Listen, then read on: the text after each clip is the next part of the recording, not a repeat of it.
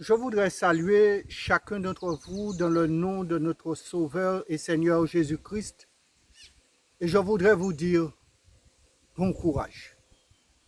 Bientôt nos souffrances finiront. Le Seigneur reviendra chercher ses enfants.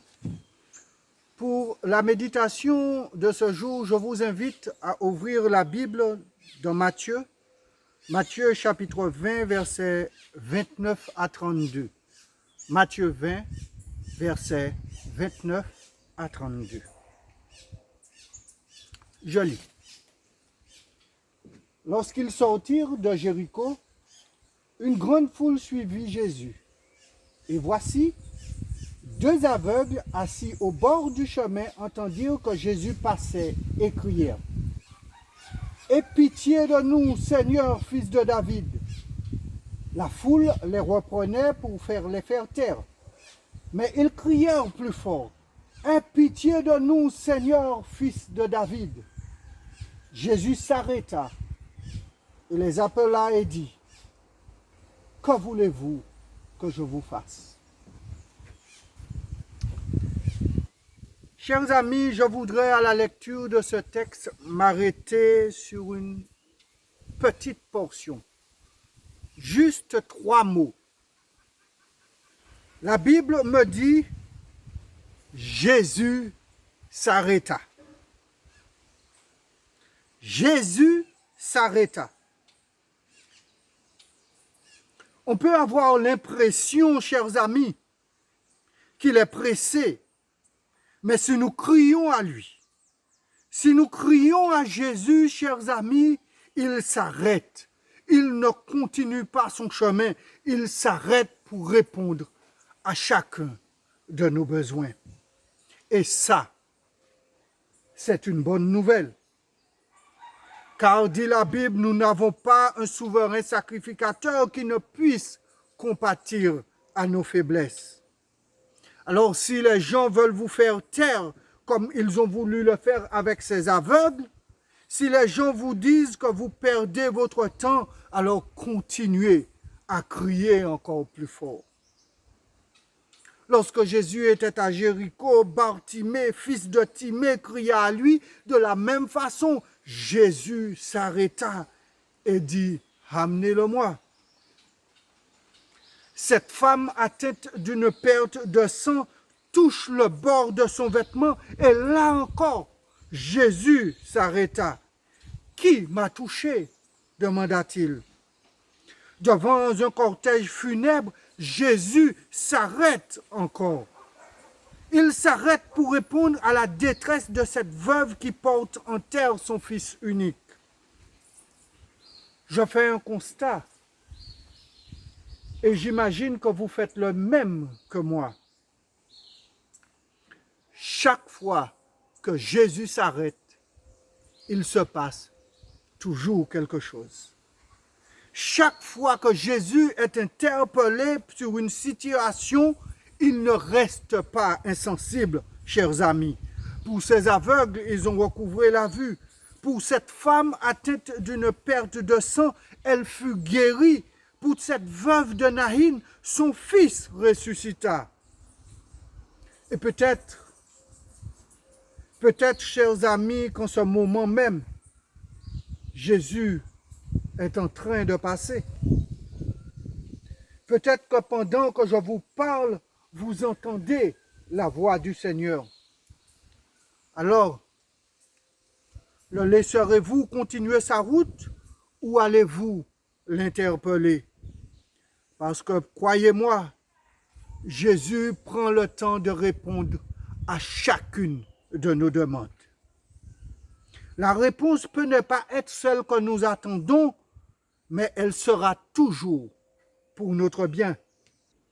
Il s'est arrêté dans la maison de Zachée et vous en connaissez le résultat. Le salut, dit-il, est entré dans cette maison. Jésus s'arrêta pour bénir les petits-enfants parce que non seulement il est l'ami des grands, mais aussi l'ami de ces petits. Alors, je voudrais vous dire, à vous aussi, petits-enfants, vous pouvez appeler Jésus. j'aimerais vous poser une question. Quand avez-vous arrêté Jésus? Ou depuis quand ne l'avez-vous pas arrêté? Si vous et moi, chers amis, nous voulons qu'il se passe quelque chose dans nos vies, alors ne laissons pas Jésus passer. Il faut qu'il fasse une halte chez nous. Il faut qu'il fasse une halte dans nos vies. Il faut qu'il fasse une halte dans nos cœurs. Nous ne le dérangerons jamais. Il est prêt à ouvrir pour vous et moi les écluses des cieux.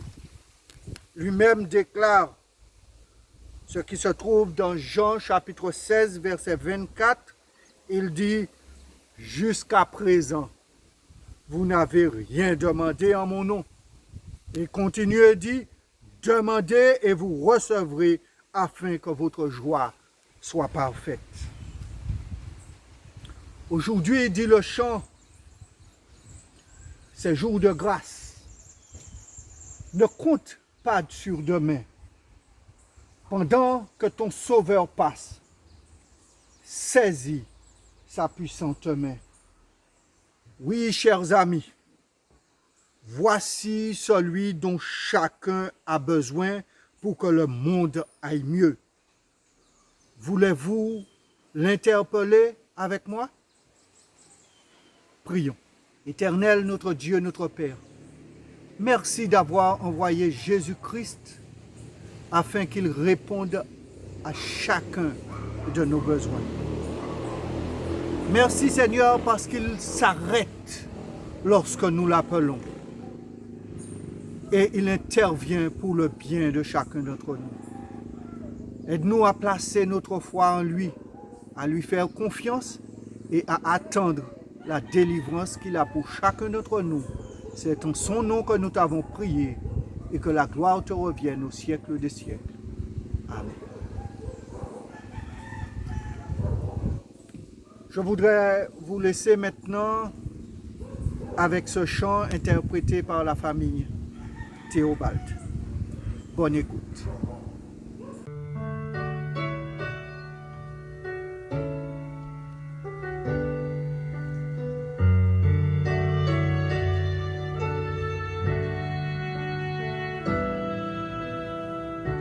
Chaque jour, je les regarde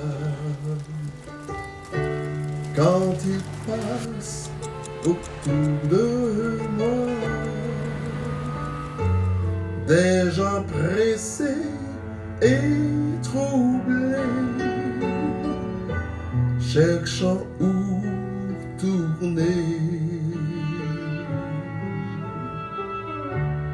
Avançant dans la douleur, vivant dans la peur, ils essayent de le cacher, mais Jésus voit le cœur. Le monde a besoin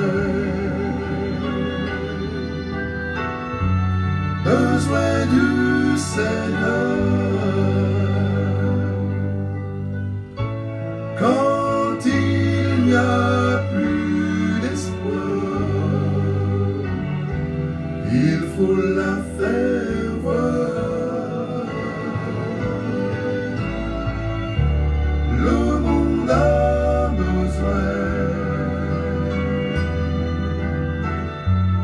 besoin du Seigneur. Il faut se sacrifier et ouvrir nos cœurs.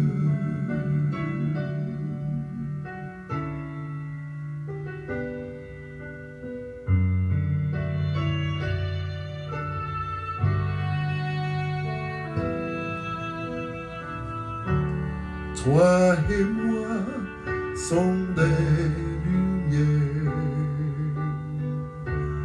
dans ce monde tout à l'envers.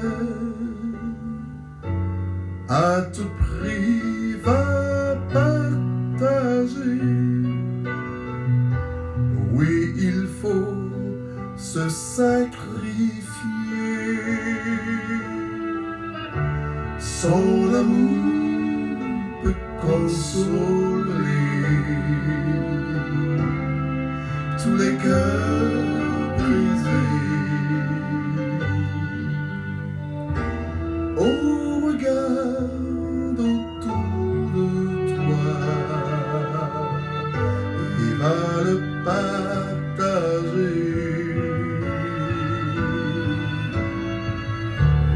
Le monde a besoin